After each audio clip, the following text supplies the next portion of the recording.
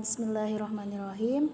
Untuk pertemuan IPS, pertemuan pertama mata pelajaran IPS ya. Kita akan membahas materi ruang dan interaksi antar ruang.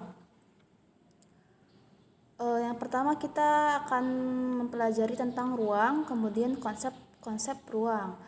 Nah, untuk tujuan pembelajaran kali ini, kalian diharapkan dapat menjelaskan pengertian dari ruang dan konsep-konsep keruangan.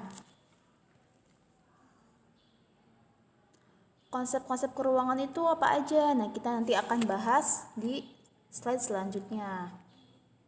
Yang pertama, dari pengertian ruang. Secara singkat, Ibu tulis itu tempat ya.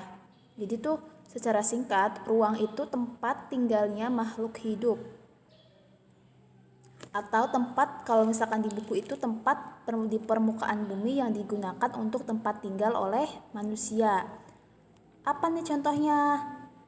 Kita bahas dari yang paling besar, misalkan bumi. Bumi kan itu tempat tinggalnya makhluk hidup, itu disebut dengan ruang. Terus dari yang besar kita ke yang kecil, misalkan kota kalian, kota Bogor. Nah, kota Bogor itu termasuk ke dalam ruang atau yang sekarang kalian tinggali, yaitu rumah. Nah, itu juga termasuk ruang. Nah, kalau misalkan di buku di sini dijelaskan contoh dari ruang itu apa aja? Laut. Laut itu tempat tinggalnya makhluk hidup. Makhluk hidup apa? Hewan, ikan, sungai, danau, dan lain-lain. Untuk selanjutnya, konsep ruang. Konsep ruang ini terdapat 11 konsep. Konsep itu apa? Dasar-dasar kita dalam memahami ilmu kebumian. Kan kita IPS ya. IPS itu untuk bab sekarang kita akan mempelajari ilmu kebumian atau seperti peta, atlas, dan lain-lain. Nah, yang pertama kita akan membahas lokasi. Lokasi itu posisi objek dalam ruang. Posisi objeknya misalkan posisi tempat di permukaan bumi. Letak lokasi ini dibedakan menjadi dua, ada absolut dan relatif. Untuk absolut, nah absolut ini pengertiannya itu letak atau lokasi yang didasarkan oleh garis lintang dan garis bujur. Garis lintang itu apa? Garis lintang itu yang dari utara ke selatan, berarti yang bentuknya memanjang. Kalau misalkan di peta memanjang dari atas ke bawah, itu garis lintang. Untuk garis bujur itu dari kanan ke kiri. Nah, berapa garis lintang? Contohnya itu garis lintang Indonesia, garis lintang dan garis bujur Indonesia. Itu 6 derajat lintang utara sampai 11 derajat lintang selatan. Dan 95 derajat bujur timur sampai 141 derajat bujur timur. Nah, itu yang disebut dengan lokasi absolut. Nah, selanjutnya ada lokasi relatif. Lokasi relatif itu apa? Lokasi berdasarkan posisi tempat dengan tempat lainnya.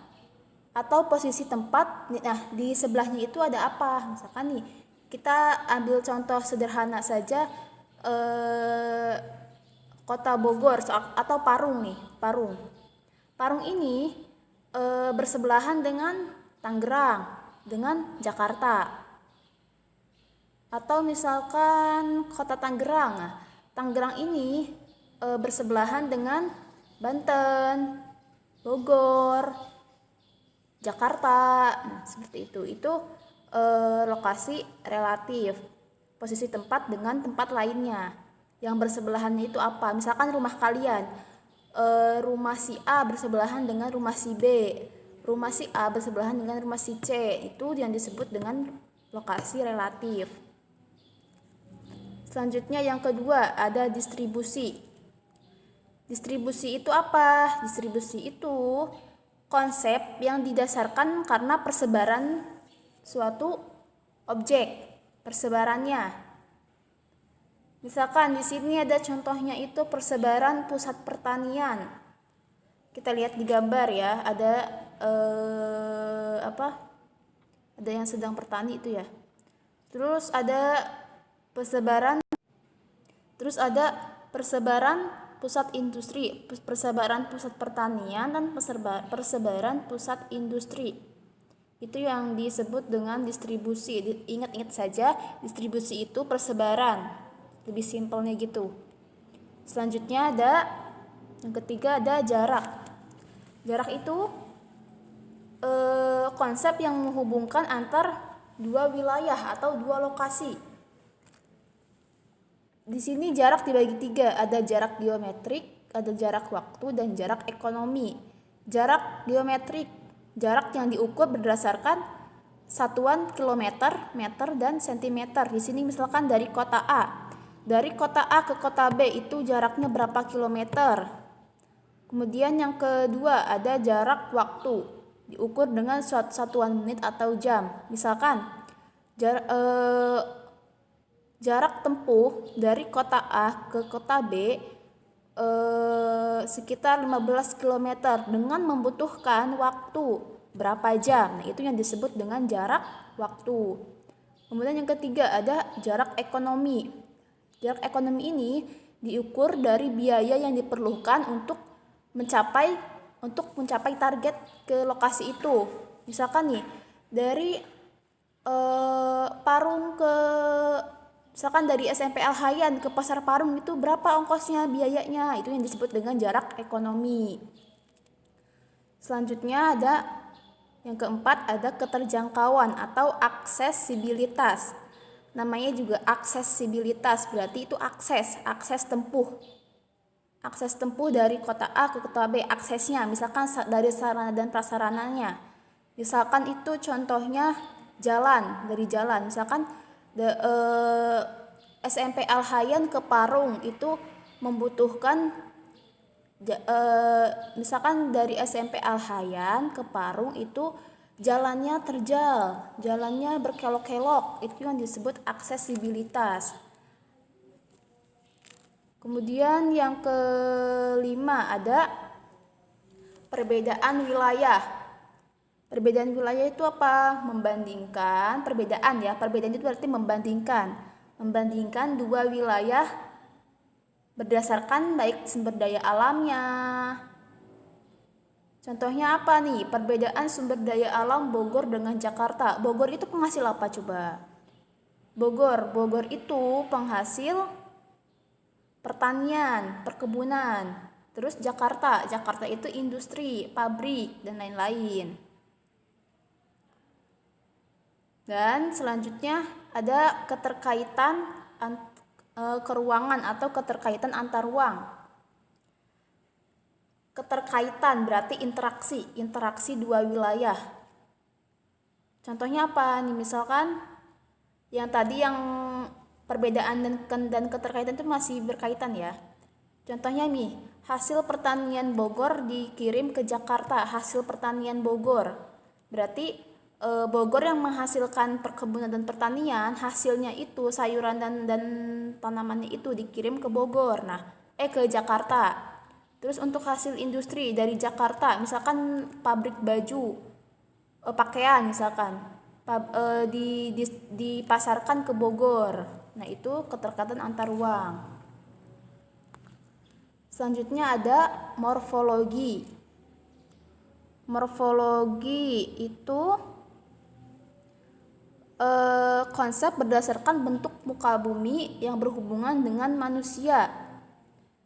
Contohnya ini kita bisa lihat di gambar, ada perbukitan yang longsor.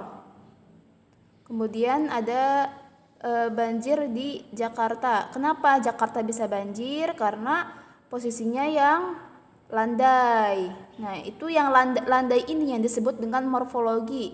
Permukaan tanahnya dia landai, tidak seperti pegunungan. Nah, itu yang disebut dengan morfologi. Makanya Jakarta sering banjir kayak gitu. Terus yang gambar selanjutnya ini yang perbukitan, kenapa longsor? Nah, karena perbukitan kan tinggi. Tinggi terus karena gak ada pepohonan, jadinya longsor. Nah, itu yang tingginya itu yang disebut dengan morfologi. Selanjutnya ada aglomerasi. Aglomerasi itu pengelompokan penduduk. Di sini kita lihat di gambar ada rumah nelayan dan rumah petani. Pengelompokan rumah-rumah para nelayan. Terus ada lagi pengelompokan penduduk rumah-rumah petani. Kenapa? Karena rumah-rumah nelayan ini dekat dengan pantai, maka karena mereka profesinya nelayan, maka mereka membuat rumah di dekat-dekat pantai. Terus yang kedua itu gambar rumah petani, karena mereka profesinya petani, maka dia membuat rumah di dekat pertanian. Seperti itu pengelompokan penduduk. Selanjutnya ada nilai kegunaan atau kemanfaatan suatu wilayah. Di sini kita bisa lihat contohnya Kebun Raya Bogor ya. Kebun Raya Bogor itu dimanfaatkan untuk apa? Objek wisata misalkan. Terus sebagai tempat belajar apa? Belajar sejarah. Kita kan bisa ke Istana Bogornya. Itu kemanfaatan suatu wilayah. Selanjutnya ada interaksi dan interpedensi. Interaksi dan interpedensi. Interaksi itu hubungan timbal balik. Artinya itu hubungan saling bergantungan antar wilayah. Misalkan dari desa, kita yang dari desa pasti ke kota untuk mencari pekerjaan. Jadi desa ini sebagai pemasok sumber daya alam atau sebagai pemasok pekerja-pekerja untuk di Jakarta. Nah, kota Jakarta ini sebagai penyedia lapangan pekerjaan. Dan yang terakhir ada pola. Pola itu bentuk interaksi manusia dengan alam. Contohnya di sini pola tempat tinggal penduduk. Misalkan ada yang memanjang. Kenapa dia memanjang? Karena dia mengikuti pola jalan. Jadi dia membentuknya memanjang. Ada lagi misalkan yang memusat. Karena dia ada di tengah-tengah pusat kota. Jadi dia memusat seperti itu.